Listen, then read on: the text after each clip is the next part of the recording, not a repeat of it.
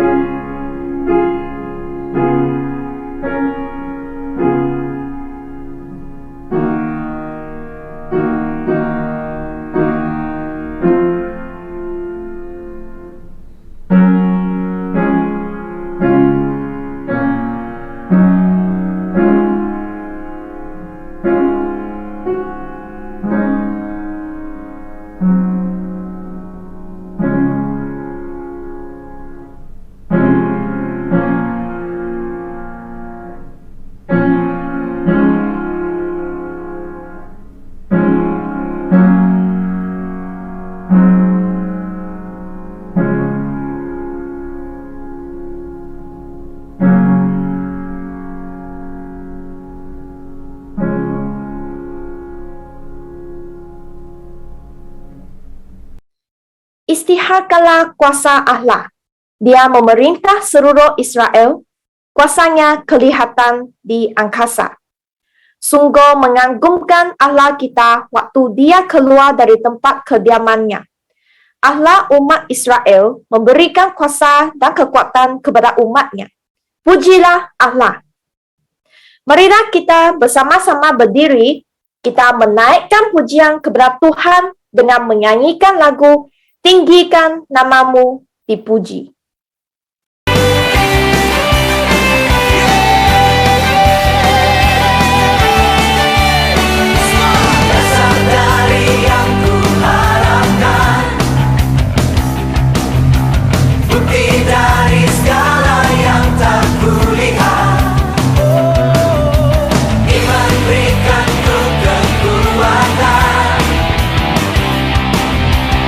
Melakukan perkara yang hebat. Katakan bersama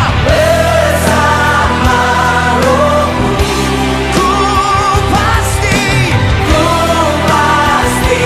menang.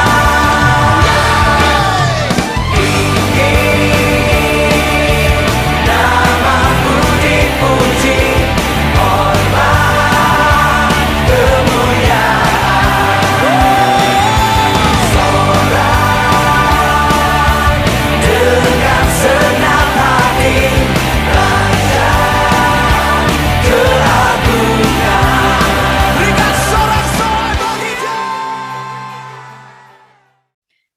Jemaat Tuhan tetap berdiri.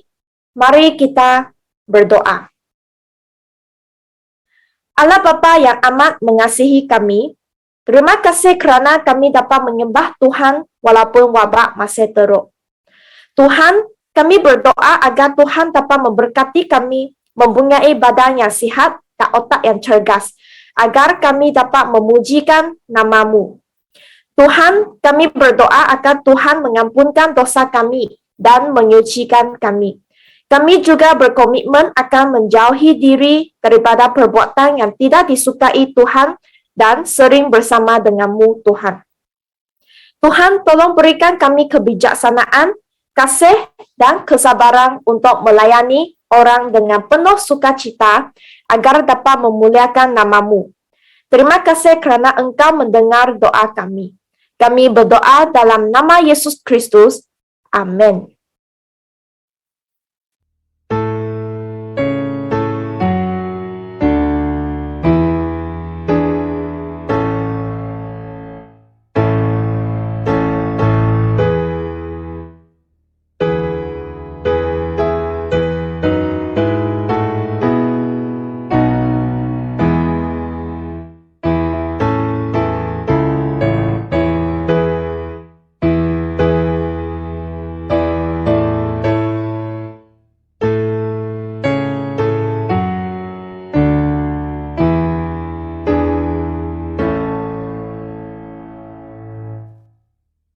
Jemaat Tuhan, kita tetap berdiri dan bersama-sama berdoa dalam doa Tuhan dengan melafazkan doa Bapa kami. Bapa kami yang di syurga, dikuduskanlah namamu, datanglah kerajaanmu, jadilah kehendakmu di bumi seperti di syurga. Berikanlah kami pada hari ini makanan kami yang secukupnya, dan ampunilah kami akan kesalahan kami seperti kami juga mengampuni orang yang bersalah kepada kami. Dan janganlah membawa kami ke dalam percubaan, tetapi lepaskanlah kami daripada yang jahat. Kerana Engkaulah yang mempunyai kerajaan dan kuasa dan kemuliaan sampai selama-lamanya. Amin. Jemaat Tuhan, sila duduk semua. Teks khutbah kita pada hari ini diambil dari Titus pasal 2 ayat 1 hingga 15. Tema khutbah kita pada malam ini ialah kehidupan yang saleh. Kita serahkan kepada Pastor Gev. Shalom saudara dan saudari yang saya kasihi dalam nama Tuhan kita Yesus Kristus. Bersyukur kepada Tuhan dan Tuhan menghimpunkan kita semua pada hari ini sekali lagi untuk memuji dan mendengarkan firman Tuhan. Jadi sebelum kita mendengarkan firman Tuhan, saya memimpin kita semua di dalam doa. Mari kita berdoa.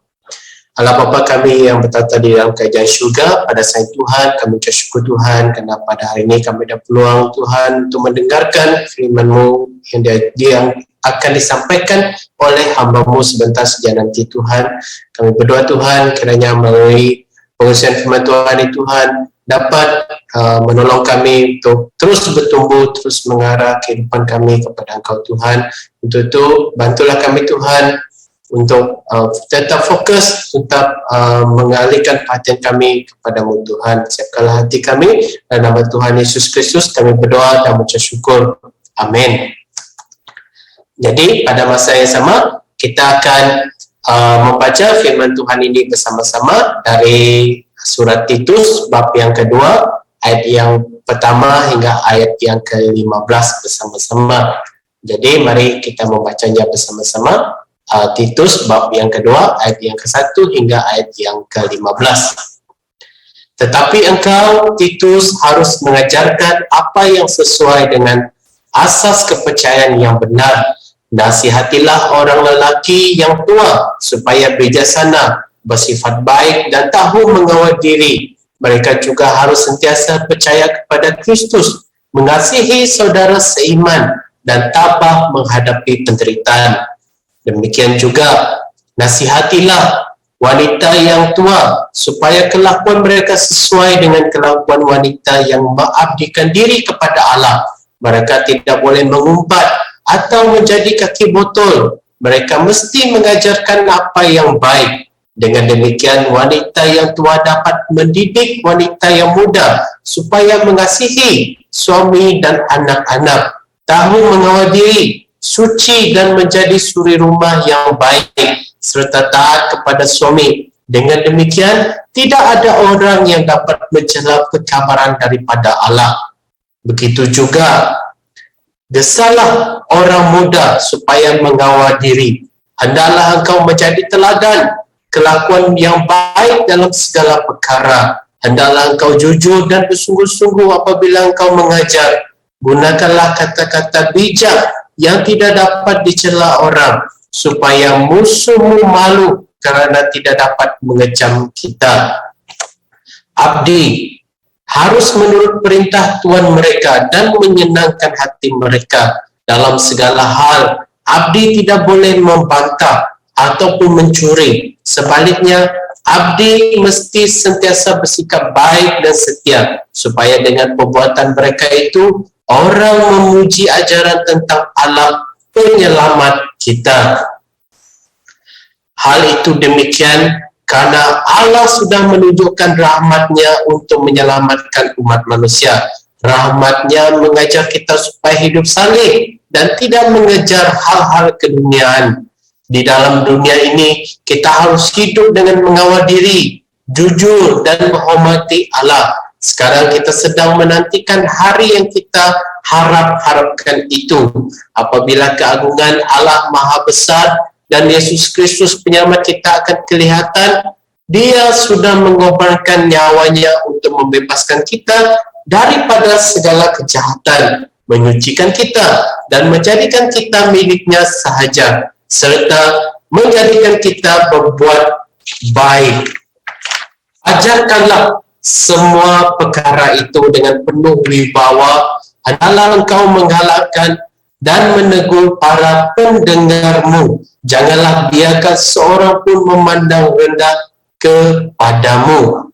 Jadi, seperti mana yang disampaikan oleh pemimpin tadi, tema khotbah pada hari ini ialah kehidupan yang saleh, ataupun dalam arti kata lain, suci, kehidupan yang suci, kehidupan yang kudus. Nah, dalam surat Paulus kepada Titus ini, kita dapat melihat kesamaan cara bentuk penulisan, gaya penulisan oleh si Rasul Paulus ini kepada yaitu surat-suratnya yang lain. Itu beberapa surat yang lain, itu sama seperti surat Titus ini, yaitu gaya penulisannya, itu surat untuk jemaah di Efesus. Nah, dari ayat ini ke ayat ini, nasihat untuk golongan ini, untuk peringkat umur ini. Dari ayat itu ke ayat yang itu, nasihat untuk golongan yang selanjutnya. Contohnya, kita ambil dari surat Efesus, bab yang ke-5, ayat yang ke-21 hingga bab yang ke-6, ayat yang ke-9. Contohnya dari ayat 21 hingga ayat yang ke-33, berbicara tentang hubungan suami istri, nasihat untuk suami dan istri. Lepas itu dari bab yang ke-6, ayat yang ke-1 hingga ayat yang ke-4, yaitu di surah Efesus, hubungan anak dan orang tua. Apabila kita melihat ayat yang selanjutnya, bab yang ke-5 hingga ayat yang ke-9, hamba dan tuan. Cuma dalam surat Titus ini, keadaan dan situasinya berbeza dengan jemaah di Efesus, di mana khususnya di surat Titus ini, jemaah pemimpin di kereta mereka digesa untuk tampil berbeza dari segi sikap dan pribadi mereka, yaitu supaya sifat, yaitu cakap dan kehidupan mereka sama bertindak, supaya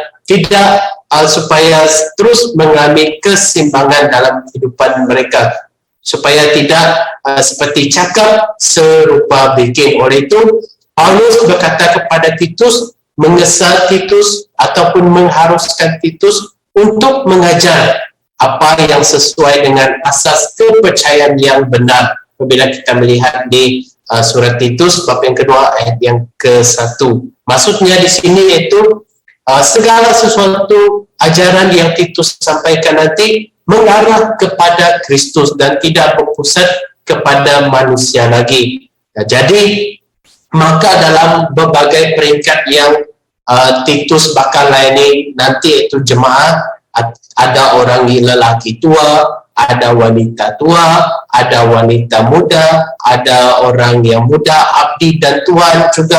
Jadi di sini nasihat Rasul Paulus kepada Titus supaya mengajarkan hendaklah mereka saling menjadi teladan antara satu dengan yang lain, yaitu dalam arti kata lain mempunyai kehidupan yang saleh, yang suci dan menjauhi segala kejahatan. Jadi di sini persoalannya, bagaimana supaya dapat mempunyai kehidupan yang saleh? Mari kita lihat poin pertama ini, nasihat dan gesaan. Itu untuk yang pertama, untuk orang lelaki yang tua. Pertama, bijaksana. Nah, mengapa seorang lelaki tua itu yaitu perlu bijaksana? Kerana itu pada zaman Titus diutus untuk melayani jemaah di kereta dan pemimpin di kereta. Bukan semuanya mereka jemaah di sana, bukan semuanya pemimpin di sana tidak bagus, tetapi ada juga yang bagus sebagai anak-anak Tuhan, hidup taat dan sebagainya. Tetapi mereka lebih dikenal sebagai orang yang bertindak malas, pelahap ataupun tamak, pembohong dan jahat. dan mereka juga kadang-kadang memesongkan ajaran sihat dari firman Tuhan, di mana mereka mengajar sesuatu yang di luar Alkitab, di mana mereka memakai kedudukan mereka sebagai pemimpin itu untuk mencari keuntungan mereka sendiri, mencari faedah untuk kepentingan mereka sendiri. Jadi apa yang mereka sudah lakukan ini bertentang dengan apa yang firman Tuhan ajarkan. Jadi mereka berkompromi dengan apa yang salah dan tidak menitik beratkan kasih mengasihi antara satu dengan yang lain. Jadi oleh itu Paulus dia suruh Timotius untuk menggunakan peluang yang dia ada sebagai pelayan Tuhan di sana untuk mengajar ajaran yang sesuai dengan asas kepercayaan yang benar. Dari mana? Dari Alkitab, agar hidup jemaah ini pemimpin berpandukan pada Kristus semula. Jadi sepatutnya sesuai dengan umur mereka, iaitu orang lelaki yang tua dan sudah dewasa, sepatutnya mereka sudah matang, sepatutnya mereka sudah bijaksana, dapat membezakan mana yang baik, dapat membezakan mana yang jahat, mana yang patut dibuat, mana yang tidak patut dilakukan.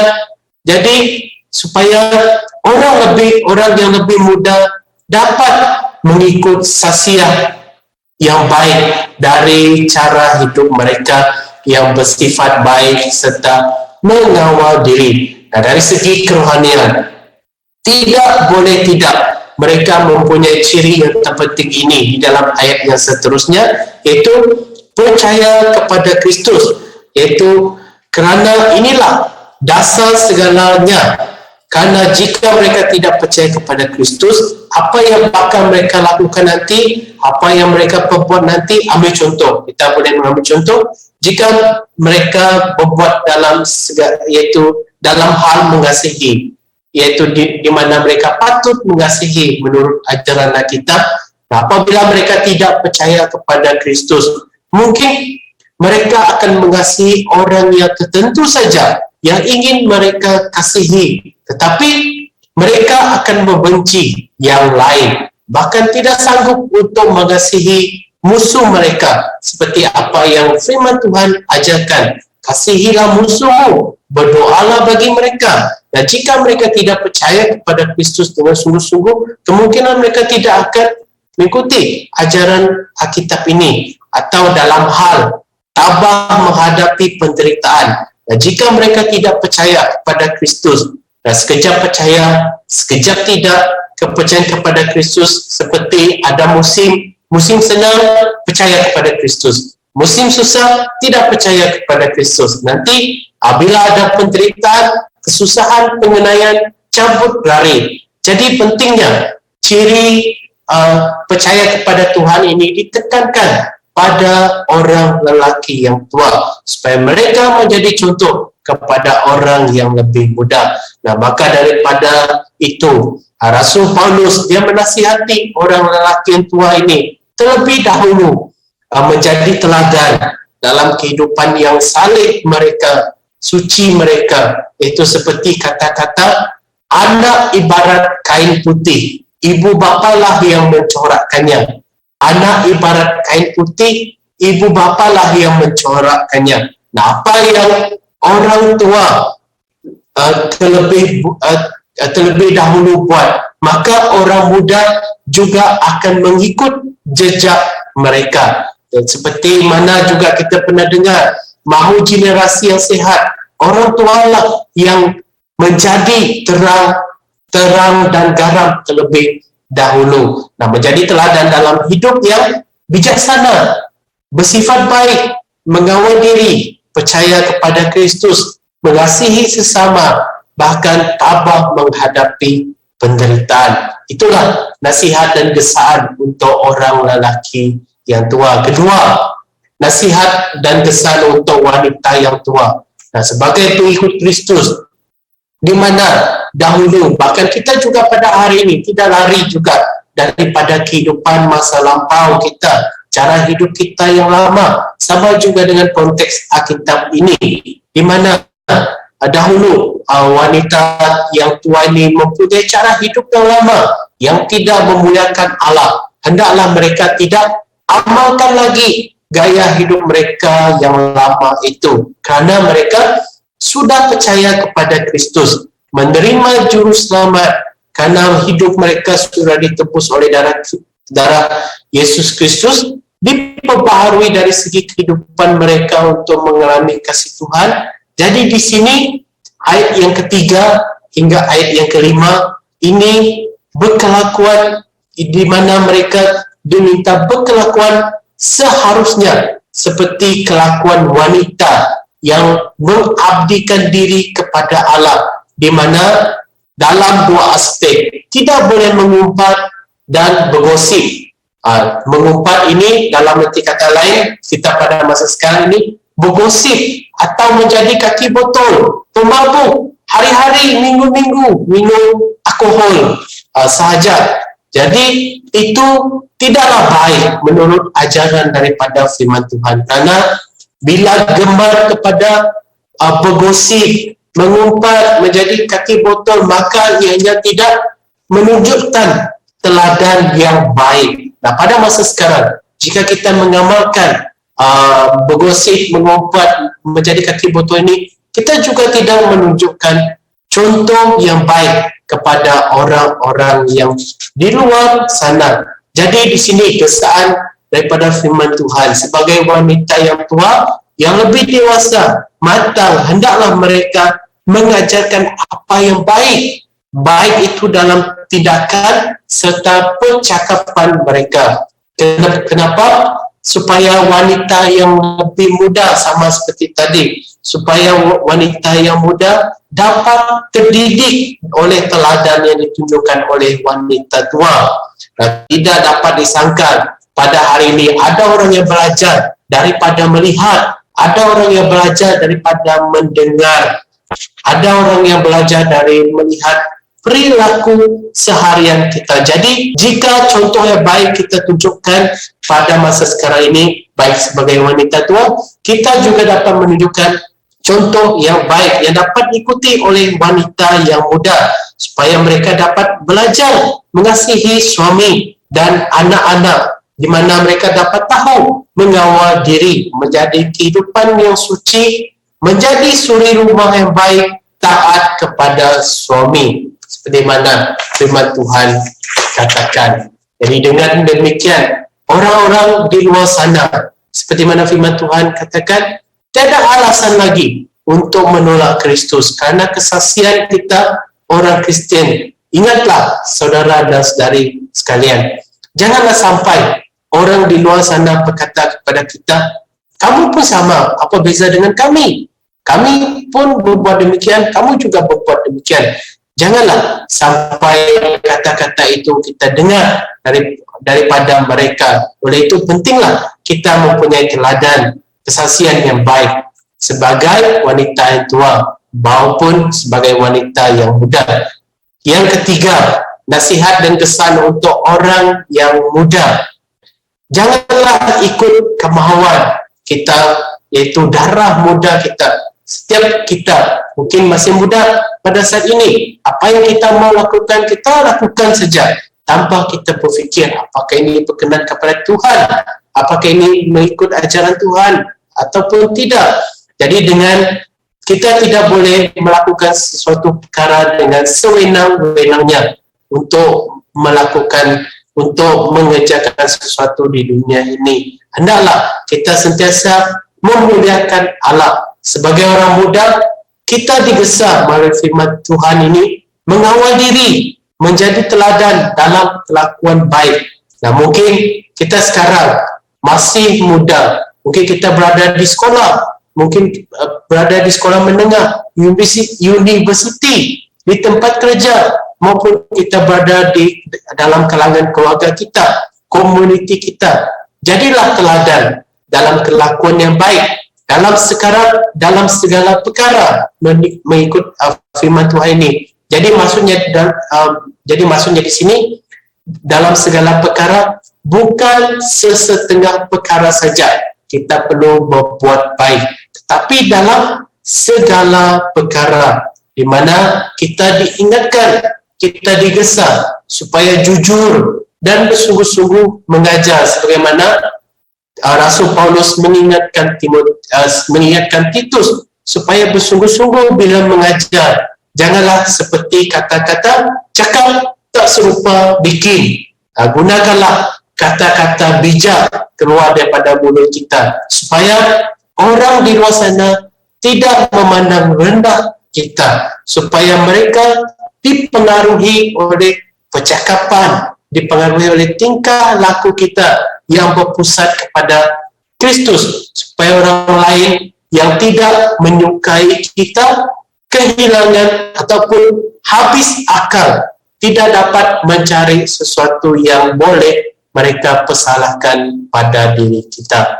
Nah, hal yang keempat, iaitu pada masa sekarang ini, nasihat dan kesaan yang keempat, mungkin tidak ada abdi sudah, mungkin tidak ada hamba sudah pada saat ini, tetapi kita ada pekerja, kita ada majikan. Mungkin kita sebagai majikan, mungkin kita sebagai pekerja berjawatan di syarikat dan di mana kita bekerja. Jadi dengarlah nasihat firman Tuhan ini. Hendaklah kita menurut perintah Tuhan kita, menyenangkan hati mereka, tidak boleh membantah ataupun mencuri.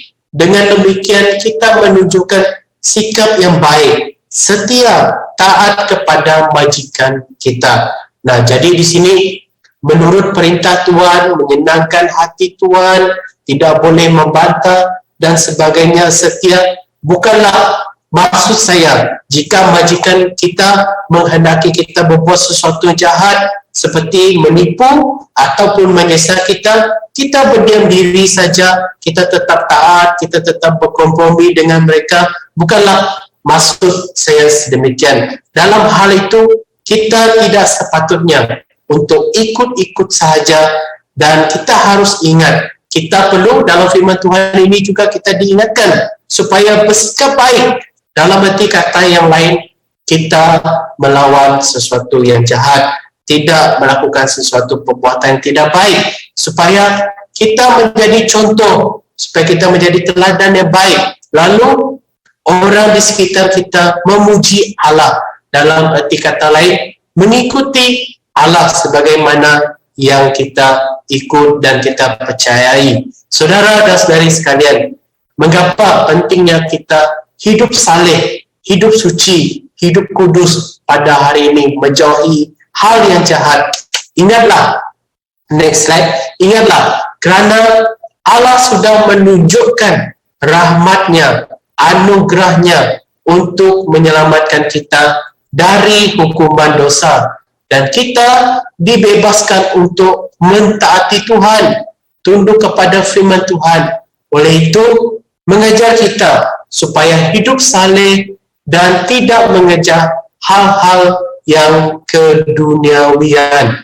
Tetapi dalam dunia ini kita harus hidup mengawal diri, jujur dan menghormati Allah.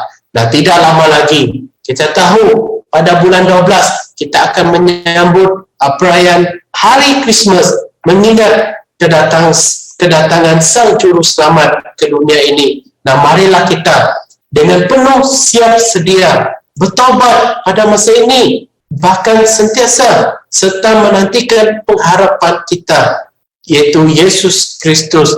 Dan kerana Dialah yang sudah mengorbankan nyawanya untuk kita, membebaskan kita daripada segala kejahatan, menyucikan kita dan menjadikan kita miliknya sahaja, serta memampukan kita untuk mentaatinya, menjadikan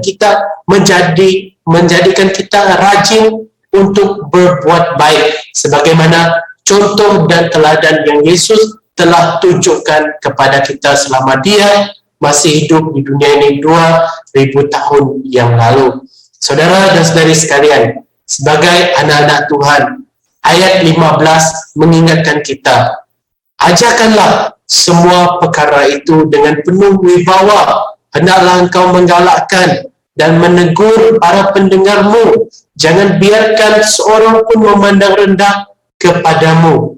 Jadi melalui firman Tuhan ini, kita digesa, kita disuruh untuk mengajarkan, menggalakkan dan menegur sesama kita, bukan untuk menjatuhkan, dengan tujuan untuk saling membangun dan saling bertumbuh dalam Tuhan. Sekaligus menjadi teladan agar kita tidak dipandang rendah, tidak dipandang remeh oleh dunia ini yang tidak mengenal Allah. Pada masa yang sama, hendaklah kita menjaga kekudusan hati kita dan hidup kita supaya sentiasa saleh. Firman Tuhan berkata dalam surat Ibrani bab yang ke-12 ayat yang ke-14, sebab tanpa kekudusan tak seorang pun dapat melihat Allah. Jadi pentingnya supaya kehidupan kita senantiasa hari demi hari mempunyai kehidupan yang saleh. Demikianlah firman Tuhan. Ya Tuhan memberkati kita. Saya serahkan kepada pemimpin kebaktian. Terima kasih kepada Pastor Jeff. Sekarang jemaat Tuhan sila berdiri semua. Mari kita berdoa dalam doa iman rasuli untuk meneguhkan kepercayaan kita dalam iman. Aku percaya kepada Allah Bapa yang Maha Berkuasa, Khalik langit dan bumi, dan kepada Yesus Kristus, anaknya yang tunggal Tuhan kita, yang dikandung daripada Roh Kudus, lahir dari anak darah Maria, yang menderita sengsara di bawah pemerintahan Pontius Pilatus, disalibkan mati, dikuburkan, turun ke dalam kerajaan maut. Pada hari yang ketiga, bangkit pula daripada antara orang mati, naik ke syurga, duduk di sebelah kanan Allah, Bapa yang Maha Berkuasa, dan dari sanalah akan datang untuk menghakimi orang yang hidup dan yang mati. Aku percaya kepada Roh Kudus, gereja yang kudus, dan persekutuan orang kudus, pengampunan dosa, kebangkitan tubuh, dan hidup yang kekal. Amin. Jemaat Tuhan sila duduk semua. Mari kita menyanyikan lagu Berkat Kemurahan-Mu sebagai respon kesyukuran kita kepada Tuhan.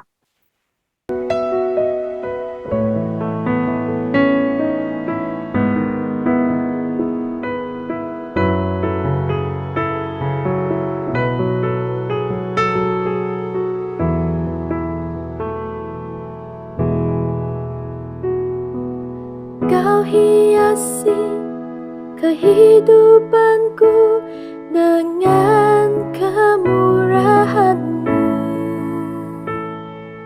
Kau rancangkan masa depanku penuh dengan harapan. Aku ada saat ini semuanya karena kasih-Mu. Aku hidup hari ini semua berkat kemurahan-Mu. Terima kasih Yesus, Engkau sangat baik, teramat baik bagiku.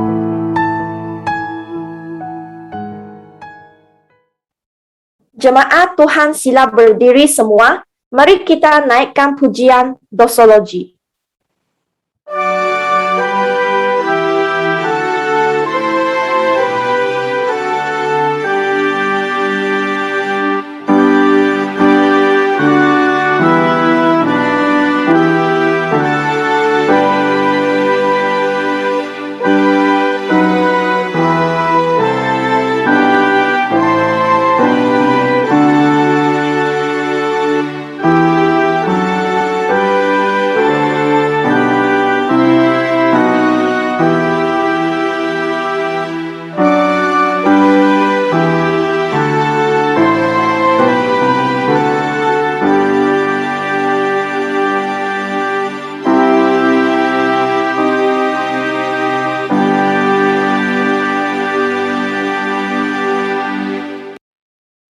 Jemaah Tuhan diminta berdiri semua untuk menaikkan pujian dengan menyanyikan lagu pengutusan Ku Mau Iring Tuhan.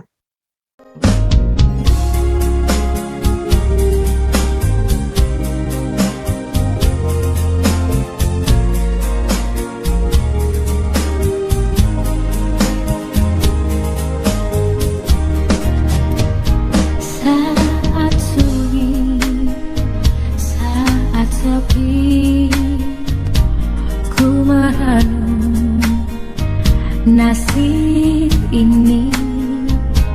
Sesungguhnya hidup ini tak berarti tanpa salib Tuhan bersamaku. Sungguh aku menyesali akan hidupku begini. Ku abaikan kasih setiamu, hidup dalam dosa penuh nista. Kali ini Tuhan, ku mau iring Tuhan, memikul salibmu dengan sejuta harapan. Dunia ku tinggalkan, dunia ku lupakan, ku mau ikut bersamamu Tuhan. Jemaah Tuhan tetap berdiri semua. Mari kita jemput Pastor Gav untuk menyampaikan doa berkat dari Tuhan. Mari saya pimpin kita semua di dalam doa berkat. Mari kita berdoa. Bapa kami di surga, terima kasih Tuhan kerana pada hari ini daripada permulaan hingga ke akhir Tuhan ibadah kami pada hari ini, Engkau telah menyertai Tuhan. Kiranya kami sebagai anak-anak-Mu, ingatkanlah kami sentiasa Tuhan supaya mempunyai kehidupan yang saleh dan serta menjauhi segala kejahatan. Kiranya kami sentiasa mempunyai kesaksian dan teladan hidup yang baik agar orang di sekitar kami memuliakan nama-Mu Tuhan. Tuhan Tuhan, sertailah setiap daripada kami. Kiranya kasih daripada Allah Bapa, persekutuan daripada Yesus dan penyertaan daripada Roh Kudus menyertai sekalian daripada kita. Amin.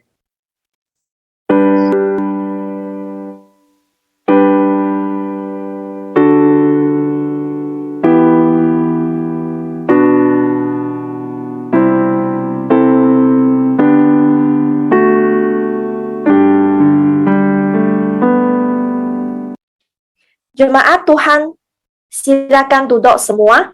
Mari kita masuk ke dalam saat teduh.